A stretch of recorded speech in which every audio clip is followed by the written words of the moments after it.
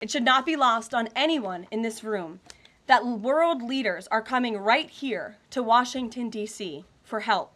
While previous presidents have traveled halfway around the world to apologize for America, President Trump stands up for America, and he has firmly restored America's status as the undisputed leader of the free world. However, one thing that has absolutely not changed is the media's negative and downright false coverage of President Trump and his foreign policy accomplishments. From the beginning of this entire process, much of the left-wing media has been actively rooting against the President of the United States in the pursuit of peace.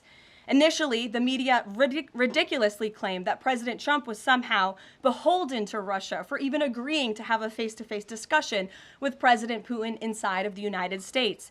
The media said President Trump was making a grave mistake by, quote, legitimizing Putin. They were aghast that President Trump would treat another world leader like a world leader.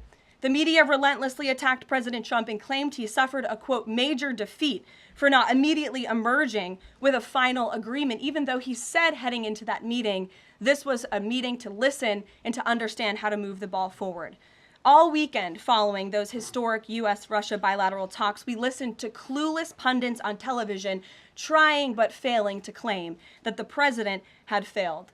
The so-called experts in the foreign policy establishment, whose record is nothing but endless wars, trillions of wasted taxpayer dollars, and dead Americans, have the nerve to try and lecture President Trump, who has solved 7 global conflicts in 7 months, about peace. This is the same president, by the way, who brokered the Abraham Accords in his first term, on top of more than half a dozen other peace deals this year alone, as I just said.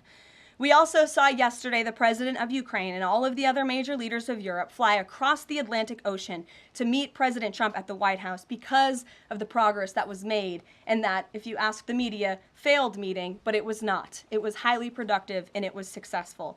This is why Americans' trust in the mass media is at a lowest point in more than 5 decades. Diplomacy is a delicate process, and instead of reporting the facts about what is happening here at this White House and what is happening between this president and other leaders around the world, many outlets in this room continue to try to actively undermine the president and sabotage the efforts towards peace. That is why I felt the need to set the record straight.